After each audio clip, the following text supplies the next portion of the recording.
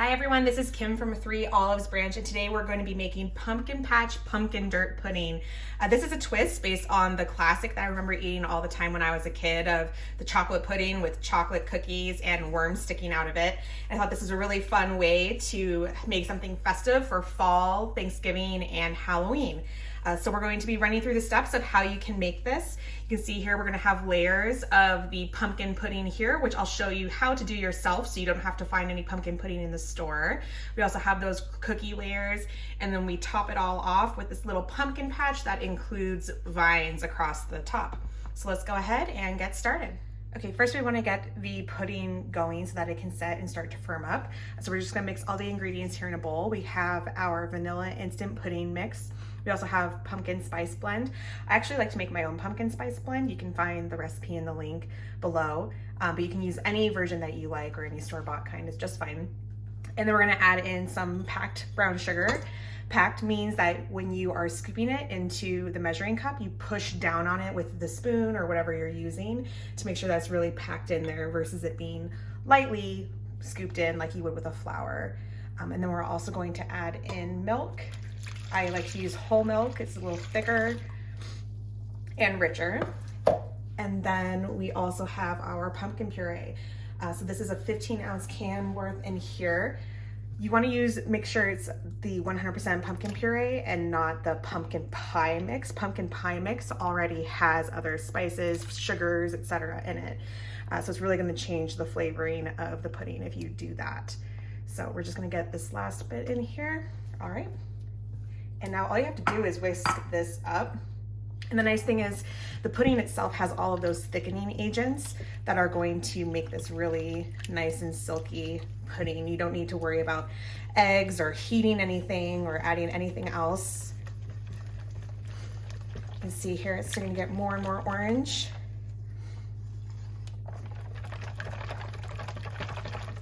All right, and that's it, see? Easy. All right, so we're gonna set that aside for a few minutes and let that continue to thicken. It still is pretty thin right now, kind of like batter. So we'll put that over here. And then in order to make the dirt, we're gonna be crushing up some cookies. So I've just put the chocolate cookies here in a bag. Ziploc bags or anything like that are great. And then we're gonna use a rolling pin. You could also use a wine bottle or any type of heavy canned good that you have. And we're gonna roll on it, hit it, whatever you need to do in order to make this a finer crumb, just like dirt. All right, and then we have those two pieces done, and so now it's time to assemble. Right, now that our cookies are crushed up here into a dirt-like texture and also our pudding is a lot thicker, we're ready to assemble. So you can see how this has definitely thickened up. It's not so much like a batter, it's more like a thick batter, I guess you could say. So this is ready. So we do want to portion all of this and get this organized before we put everything in the refrigerator, just because it's going to be a lot easier to work with it. So we're going to get layering here. I'm going to show you two different ways. First, I'm going to do a little individual cup. I like to just use drinking glasses like this. They're perfect, and they're great for portion sizing. So you could use anything else that's smaller or clear. And we're going to do two different layers. You can do however many layers you want. You can even put cookie crumbs in the bottom if you wish. And it's difficult, it's going to be a little bit messy, which is fine. So we're just going to get a good amount. And you can just like wiggle this around to get it to be even. Don't worry about this, we'll clean that up later on the sides. Don't worry about the sides that are dripping down. Just touch more. All right, so that's ready. And now we're gonna do our first layer of dirt. I like to do multiple layers because that's how I loved it as a kid. But you could do just a top layer of dirt if you want to. But I feel like more cookie crumbs, the better. So you can see I was just spinning this around here to get the dirt in. And now we don't want to shake it too much because now we're doing layers. So we don't want them to get mixed up. You can, check the size. I'll try to tilt this here to see how thick of a dirt layer you want. We'll do just a little bit more. And use a spoon around the edges. And I don't worry about the crumbs being too fine. If there's some that are a little bit chunky, it's fine. It'll look a little more realistic, like how you see those rocks or pieces of bark and whatnot in the dirt. All right, so we've got a layer of dirt here, and I am going to clean up the side of this glass. Just use something like a clean towel, paper towel, whatever you need.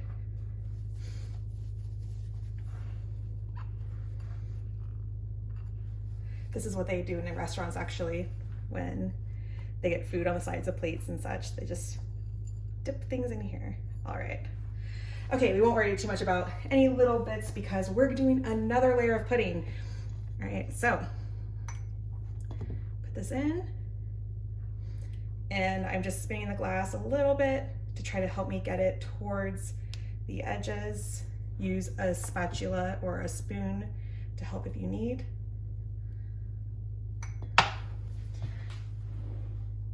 Get another spoon here.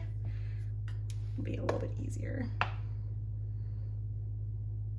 You could also use like a vanilla pudding or chocolate puddings, just plain without doing the pumpkin. But since we have got pumpkin theme here, and pumpkin spice for fall is just such a popular flavor, I thought this would be a little fun.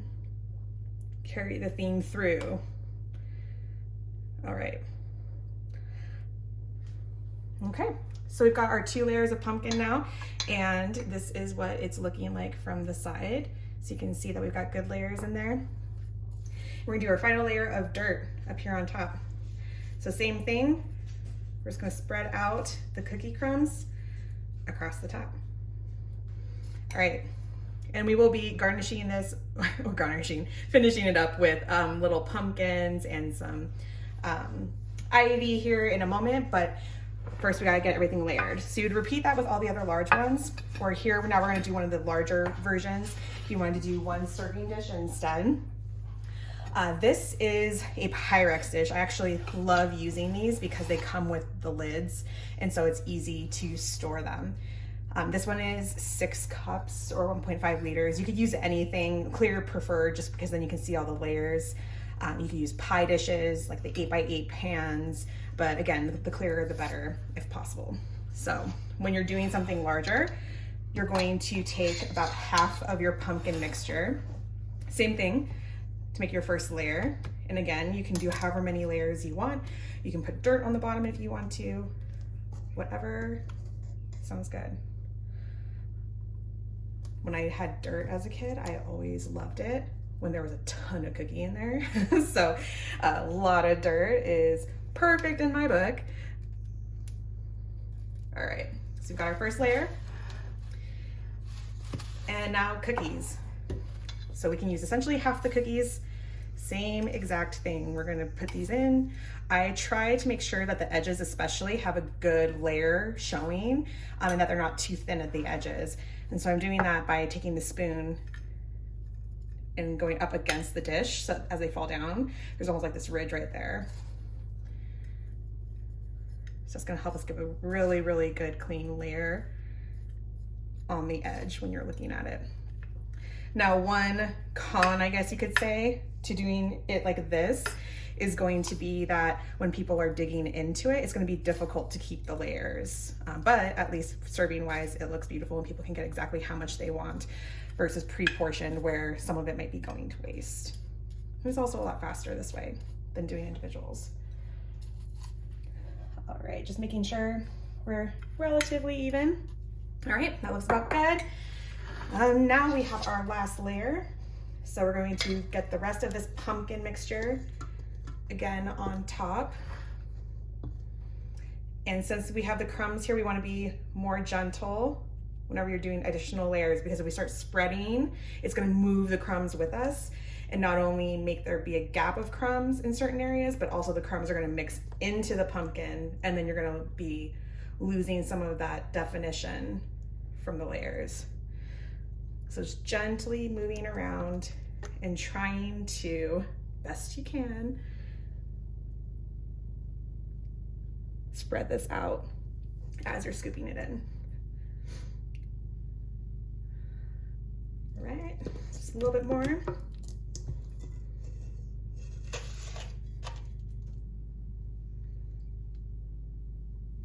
Okay. If you wanted to do something extra fun, doing some chopped pecans or walnuts would be actually really amazing in here. Almost give you like a little bit of a pumpkin pie feel. I know around here, all friends and family, not everyone likes to have nuts in their desserts, which I think is weird because I love it, but I understand. All right, clean this up again. And final layer. So you can see this is a lot faster considering how much we're making than doing the individual ones. So we're gonna keep going all the way around.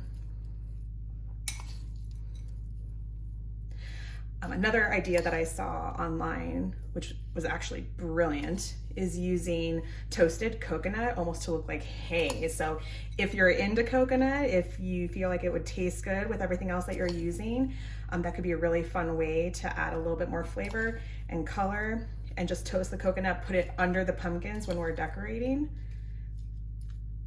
and give you a little bit more definition to what you're doing. Perfect.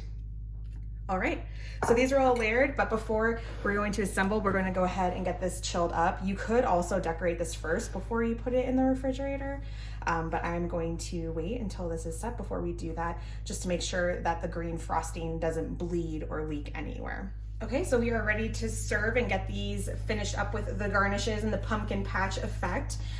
You can see that we got some really nice layers here between the two. Sometimes they might get a little wonky or uneven or something, and it's totally fine. That's nature of the beast, right?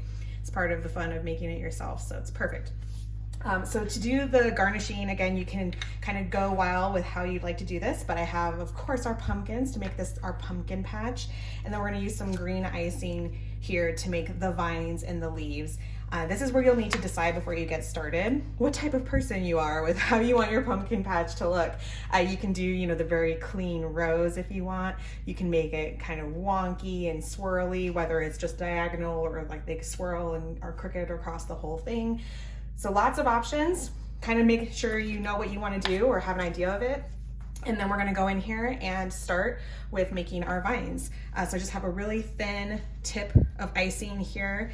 I recommend getting the ones that are in these bags just because it's easy. Just cut off the tip here and you're ready to go.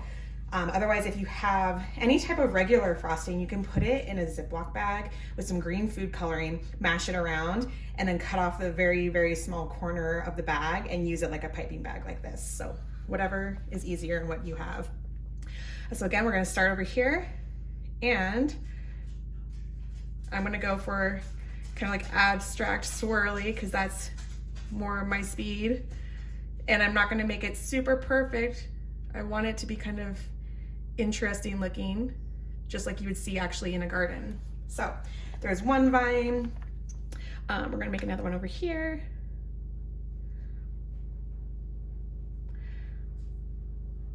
Again, however you want to do this. You can even make some of those little swirls that you see come off of the pumpkins, like those little, I don't know, tendrils or whatever they're called. You can make leaves by, starting to get a little clogged here. Make little leaves. And then as you are doing that, you will grab your pumpkins and make a patch. So a couple ways you can do this as well. You can set them all up straight, but I actually prefer when they are laying down or sideways because that's actually how they would look in the garden. So it's also a great way to use ones that might not be perfect like this. You see like the cracks and the issues. So I'm just gonna put that side down. So we're just gonna put it like that. So keep going across, get all your vines in and get your pumpkins laid out. All right, so we finished putting all of our main vines down. We got our pumpkins in place. I like to do a little bit of a mixture of how they're laying, the different angles that they're at. You'll want to think about how many pumpkins you want, and then of course you can serve it up with some of the extras on the side. And then I like to add some finishing touches of having the vines come up into the pumpkins themselves, as you can see on this one right here. So we're going to finish up some of that, just taking the green frosting and having it drip down the side onto where the vines are. So just little details. We can even go on the ones that are on their side and make sure that those connect.